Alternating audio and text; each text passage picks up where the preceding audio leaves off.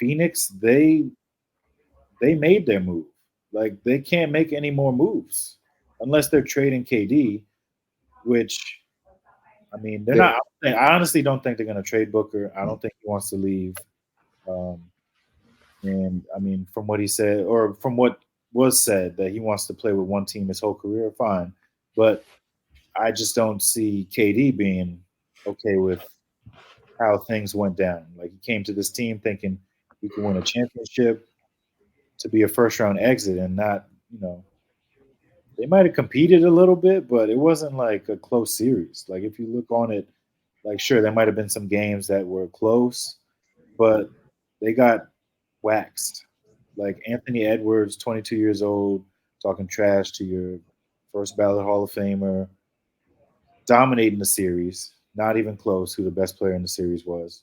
Um, yeah, like Phoenix, they've got Bradley Beal on the hook for over $150 million over the next 3 years.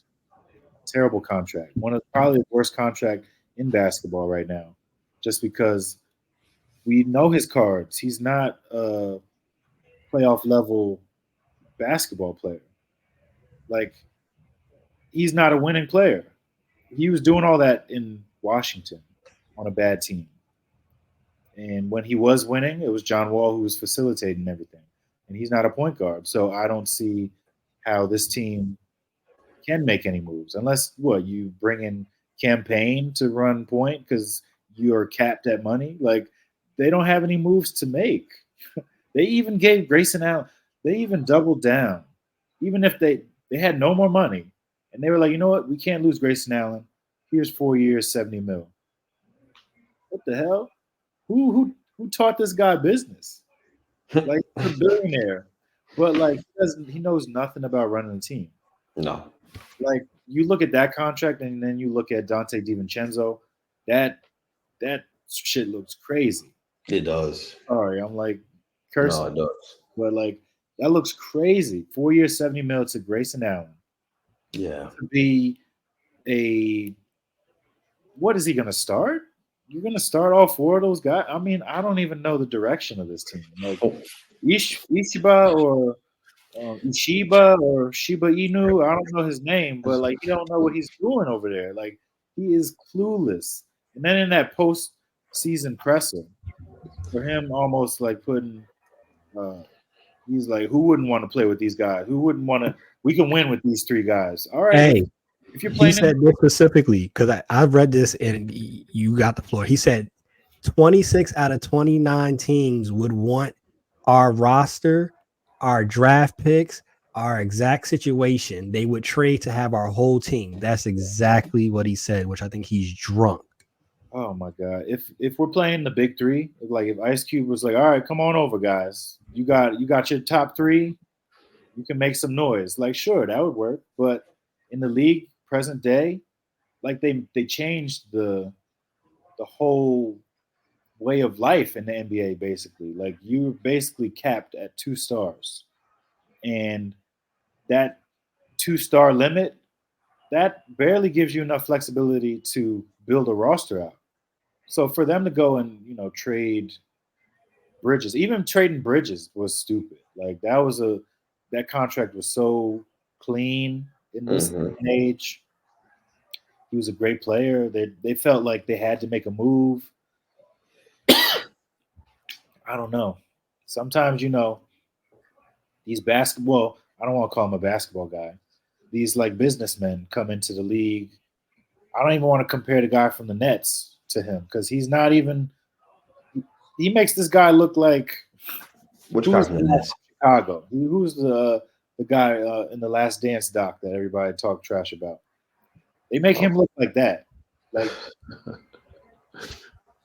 I'm done. I'm done ranting. Like I'm just like the Suns. They're just. Ugh.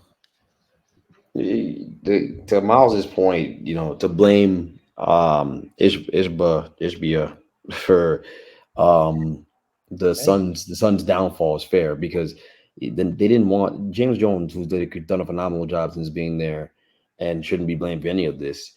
And was the reason why they had that great team that went to the finals with Bridges and Johnson and the Ayton and all them dudes.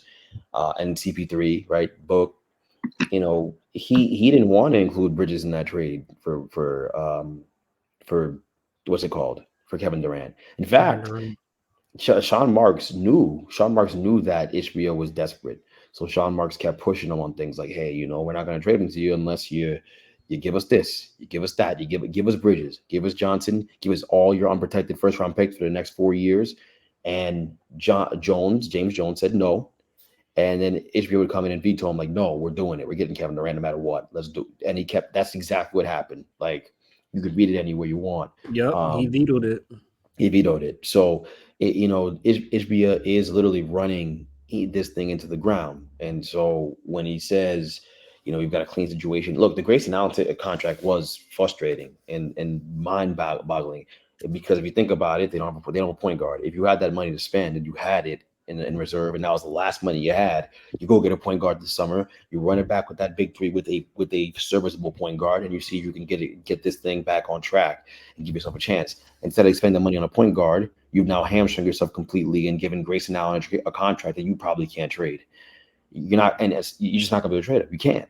It is not because he's not good. It's because you can get that production for less money. Like DiVincenzo, who's just as good of a player, honestly, and getting less, significantly less, if I'm not mistaken. So, I just, it doesn't. You can't make sense of the things the Suns have done. Brad Beal, who is on the wrong side of whatever his age is, that he might be in his 30s now. When you have a bad back, it doesn't get much better, just the way it works. You're always going to have a back situation.